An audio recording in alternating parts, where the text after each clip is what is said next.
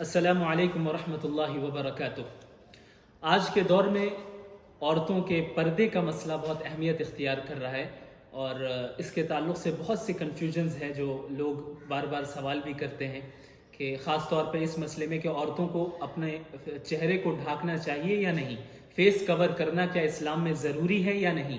اور بعض لوگوں کی یہ رائے ہو رہی ہے کہ چونکہ قرآن اور حدیث میں اس کا صراحتاً کہیں ذکر نہیں ملتا، کہیں پہ مینشن نہیں ہے قرآن و حدیث میں کہ عورتیں اپنے چہرے کو ڈھانکے رہیں، اس لیے کسی بھی حالت میں فیس کور کرنا ضروری نہیں ہے۔ لہٰذا اس ٹاپک پر ہم تھوڑی تفصیل سے بات کرتے ہیں۔ سب سے پہلی بات جو میں آپ سے کہنا چاہتا ہوں وہ یہ ہے کہ پردے کی 3 الگ الگ کیٹیگریز ہیں، 3 درجے ہیں اس کے، اور تینوں درجوں کو ہمیں سمجھنا ہوگا۔ سب سے پہلا درجہ یہ ہے، اور یہ درجہ سب سے اصل درجہ یہی ہے، وہ یہ ہے کہ عورتیں اپنے گھروں میں ٹھہری رہیں، اپنے گھروں سے باہر نہ نکلیں، اور گھر میں اس اعتبار سے ٹھہری رہیں کہ باہر کا کوئی بھی شخص، کوئی بھی مرد، کوئی بھی غیر محرم ان کے جسم کے کسی بھی حصے کو نہ دیکھ سکے۔ اس کے تعلق سے قرآن میں اللہ تعالیٰ نے سورۃ الاحزاب آیت نمبر 33 میں ذکر کیا، وَقَرْنَ فِي بُيُوتِكُنَّ۔ یہ ازواج مطہرات سے، اللہ کے نبی صلی اللہ علیہ وسلم کی وائفز سے یہ ذکر کیا گیا، انہیں یہ حکم دیا گیا کہ وہ اپنی گھروں میں ٹھہری رہیں۔ اور ظاہر سی بات ہے یہ حکم ان کے ساتھ خاص نہیں ہے۔ اس کی وجہ یہ ہے کہ اس آیت سے پہلے بھی جو احکامات ذکر کیے گئے ہیں اور جو احکامات اس آیت کے بعد ذکر کیے گئے ہیں،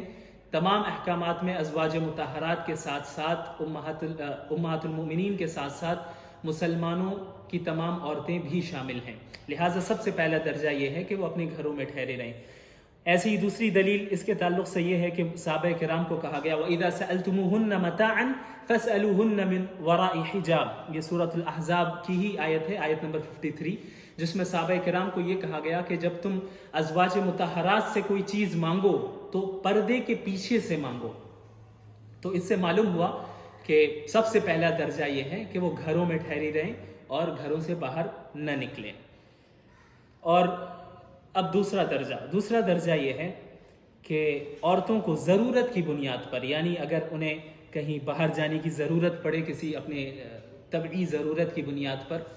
تو ان کو گھر سے نکلنے کی اجازت ہے، لیکن وہ اس شرط میں کہ وہ اپنے اوپر برقع پہنے یا کوئی ایسی چادر پہنے جس سے ان کا پورا جسم چھپ جائے، ہاتھ بھی چھپے اور چہرہ بھی چھپے۔ چہرے کا چھپنا بھی ضروری ہے۔ اس کی دلیل کیا ہے؟ اللہ تعالیٰ نے سورۃ الاحزاب میں آیت نمبر 59 میں کہا یا ایھا النبی قل لازواجک وبناتک ونساء المؤمنین یدنین علیہن من جلابیبہن، کہ یا رسول اللہ، اے اللہ کے نبی، آپ اپنی عورتوں سے، اپنی بیویوں سے کہیے، اپنی بیٹیوں سے کہیے اور مسلمانوں کی تمام عورتوں سے کہیے کہ وہ اپنے اوپر جلباب ڈال دے، جلباب لٹکا لے۔ اب یہ جلباب کیا چیز ہے؟ تو اس کے تعلق سے علامہ ابن حزم رحمۃ اللہ علیہ نے اپنی کتاب المحلہ میں ذکر کیا کہ جلباب اس کپڑے یا اس چادر کو کہتے ہیں جس کے ذریعے سے عورت اپنے پورے جسم کو چھپا لے، نہ کہ اپنے بعض جسم کو چھپائے، یعنی آدھا جسم ڈھاکے رہے، آدھا کھلا رہے، اسے جلباب نہیں کہتے۔ جلباب اس چادر کو کہتے ہیں جس کے ذریعے سے پورا جسم چھپ جائے۔ اور اسی طریقے سے حضرت عبداللہ بن عباس رضی اللہ تعالی عنہ سے بھی روایت مروی ہے۔ علامہ ابن جریر طبری نے بھی اپنی تفسیر میں اسے اچھی طرح ذکر کیا ہے کہ یدنین علیہن من جلابیبہن کا مطلب یہ ہے کہ عورتیں وَهُوَ أَن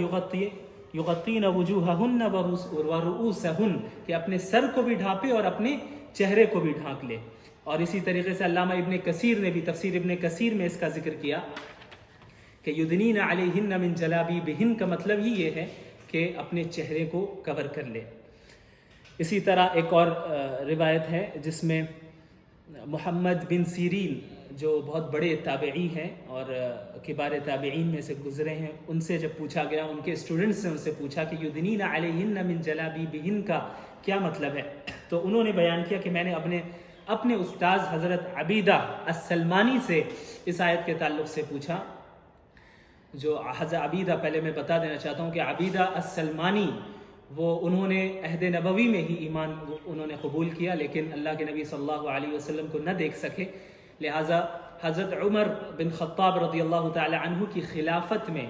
اس دور میں وہ مدینہ شفٹ ہوئے اور وہیں پہ انہوں نے پوری زندگی گزاری. تو انہوں نے ان سے جب پوچھا گیا کہ یدنین علیہن من جلابیبہن کا کیا مطلب ہے، تو انہوں نے ایک چادر اٹھائی اور چادر اٹھا کر اپنے اوپر اس چادر کو ڈالا اور پورے چہرے کو کور کر لیا، اور صرف بائیں آنکھ لیفٹ آنکھ کو انہوں نے کھلا رکھا اور کہا اس کا یہ مطلب ہے. اب ظاہر سی بات ہے وہ شخص جو مدینے میں رہ رہا ہے، عہد خلافت کو اس نے پایا، حضرت عمر بن خطاب رضی اللہ تعالی عنہ کی خلافت میں وہ شخص رہا اور اس کے بعد پوری زندگی مدینے میں گزار دی. حضرت عبداللہ بن مسعود رضی اللہ تعالی عنہ کے اسٹوڈنٹس میں سے تھے اور لوگوں کو فتویٰ دیا کرتے تھے اور بہت بڑے عالم دین تھے. ایسے شخص جنہوں نے ایک ایسا شخص جس نے پوری زندگی مدینے میں گزاری، بڑے بڑے صحابہ کرام سے انہوں نے استفادہ کیا اور خلافت راشدہ کا زمانہ انہیں حاصل ہوا، ایسا شخص جب اس آیت کی اس طرح تفسیر کر رہا ہے تو ظاہر سی بات ہے وہ وہی بات بتائے گا جو اس وقت مدینے میں رائج تھی، جو صحابہ کرام جس پر عمل کرتے تھے، جو اسلامی معاشرے نے جس کو قبول کیا تھا. اس بات کو سمجھنے کی ضرورت ہے. اور ایسی کئی روایتیں حضرت عبداللہ بن عباس رضی اللہ تعالیٰ عنہ کی ایک روایت ابن جریر طبری نے ذکر کی ہے، جس میں انہوں نے فرمایا کہ جب عورتیں کسی ضرورت کی بنیاد پر اپنے گھروں سے نکلے تو انہیں چاہیے کہ وہ کسی کپڑے کے ذریعے سے، چادر کے ذریعے سے اپنے سر کے ساتھ ساتھ اپنے چہرے کو بھی چھپا لے. اسی طریقے سے ایک اور روایت ہے جس میں عبداللہ بن عباس سے ہی مروی ہے اور حضرت قتادہ سے بھی روایت ہے کہ وہ دونوں فرماتے ہیں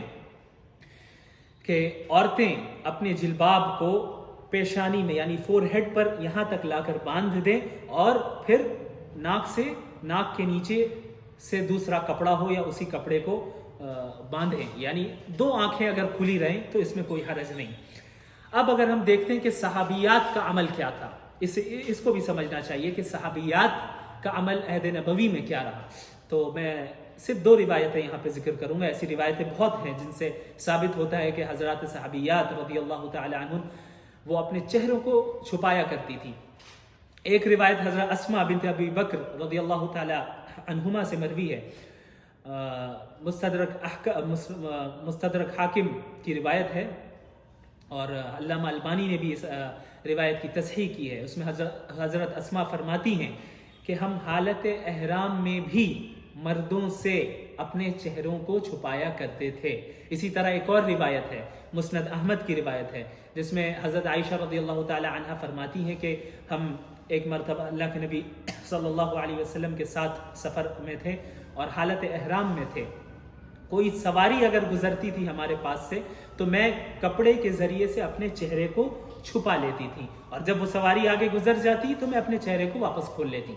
تو حالت احرام، اب اس بات کو سمجھیے، حالت احرام وہ حالت ہے جس حالت میں چہرے پر کپڑا ٹچ کرنے سے یا ٹچ ہونے سے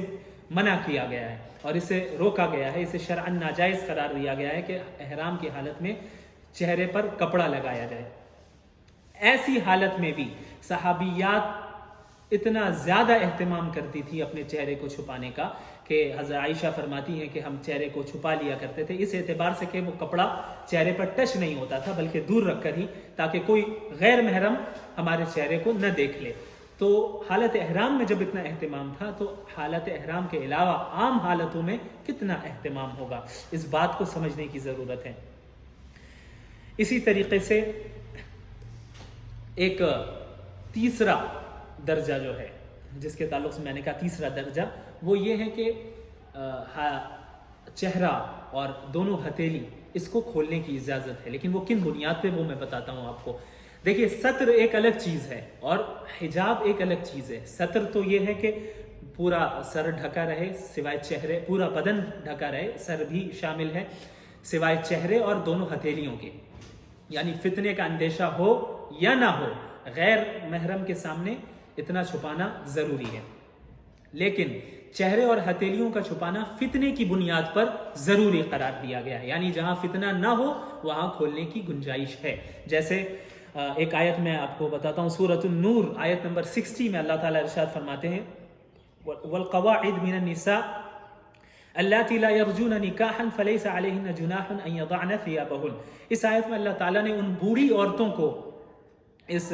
چیز کی اجازت دی ہے کہ وہ اپنے جلباب کو کھول سکتی ہیں. ظاہر سی بات ہے کہ ثیابہن یعنی اپنے کپڑوں کو کھول سکتی ہے، سے مراد کپڑا نہیں ہے بلکہ جلباب ہے جو کپڑے کے اوپر سے پہنا جاتا ہے اور اپنے چہرے کو ڈھاکا جاتا ہے، اور یہی تفسیر کئی صحابہ کرام سے مروی ہے۔ تو چونکہ بوڑھی عورتوں کی طرف عام طور پر میلان نہیں ہوتا اور شہوت کا اندیشہ نہیں ہوتا، فتنے کا اندیشہ نہیں ہوتا، اس لیے ان بوڑھی عورتوں کو اس بات کی اجازت ہے کہ وہ اپنے چہرے کو کھلا رکھ سکتی ہیں۔ اسی طریقے سے نوجوان عورتیں بھی وہ عورتیں جن کو اس بات کا اندیشہ نہ ہو، یعنی اس بات کا اندیشہ نہ ہو کہ وہ فتنے میں مبتلا ہو جائے یا کسی دوسرے کو فتنے میں مبتلا کر دے، ایسے شخص کو جو ان سے قریبی ہو، یعنی جن کا گھر میں آنا جانا ہوتا ہو، جہاں فتنے کا اندیشہ بالکل نہ ہو یا جہاں سخت ضرورت پڑ جائے کھولنے کی، ایسے موقع پہ کھولنے کی اجازت ہے، اس کے علاوہ نہیں۔ اور جو تفسیر عام طور پہ پیش کی جاتی ہے کہ وَقُلْ لِلْمُؤْمِنَاتِ يَغْضُضْنَ مِنْ أَبْصَارِهِنَّ وَيَحْفَظْنَ فُرُوجَهُنَّ وَلَا يُبْدِينَ زِينَتَهُنَّ إِلَّا مَا ظَهَرَ مِنْهَا، کہ مومن عورتوں سے کہیے کہ وہ اپنی زینت کا اظہار نہ کرے سوائے ان حصوں کے جو ظاہر ہیں۔ تو جو چیز ظاہر ہے وہ چہرہ ہے اور دو ہتھیلی ہے۔ تفسیر میں کئی اقوال ہیں لیکن سب سے راجح قول یہی ہے، لیکن اس آیت کو کا سہارا لے کر اسے مطلقاً جائز قرار دے دینا، ہر حالت میں کھلا رکھنے کی اجازت دے دینا، یہ بالکل صحیح نہیں ہے۔ یہ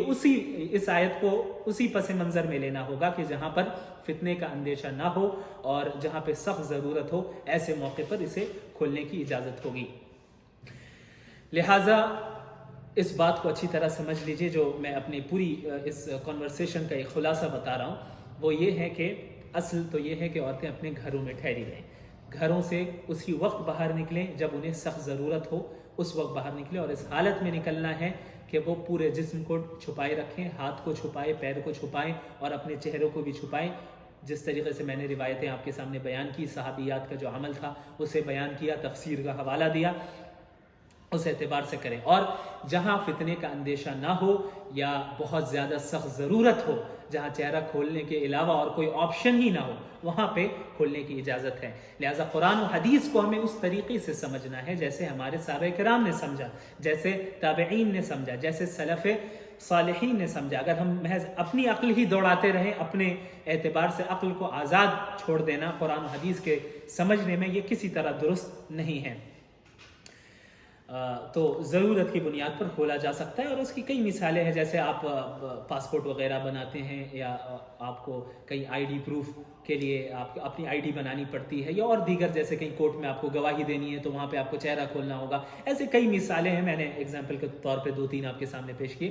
لہٰذا اس بات کو اچھی طرح سمجھیے کہ جو آج کل یہ بالکل ایک فتنہ ہے، بعض عورتیں ایسی ہیں جنہوں نے یوٹیوب میں کئی ایسے ویڈیوز دیکھیں اور ایسے کئی اپنے سے انہوں نے گوگل پہ سرچ کیا، خود ہی مسائل کو پڑھا اور کیا سمجھا، اور حجاب پہننا یعنی چہرے کو کور کرنا چھوڑ دیا انہوں نے، یہ کہہ کر کہ قرآن میں کہیں ذکر نہیں، حدیث میں کہیں ذکر نہیں، اس لیے ہم بھی نہیں پہنیں گے۔ اور بعض علماء بھی ایسے ہیں جنہوں نے اس بات کی تائید کی، اس رائے کی تائید کی کہ جو ہے ہاں چہرہ ڈھانکنا یہ ضروری نہیں ہے، لیکن یہ باتیں بالکل بھی صحیح نہیں ہیں۔ اس لیے میں اللہ تعالیٰ سے دعا کرتا ہوں کہ اللہ تعالیٰ مجھے بھی اور آپ سب کو دین کا صحیح فہم عطا فرمائے اور دین پر صحیح طور پر عمل کرنے کی توفیق عطا فرمائے۔ السلام علیکم ورحمۃ اللہ۔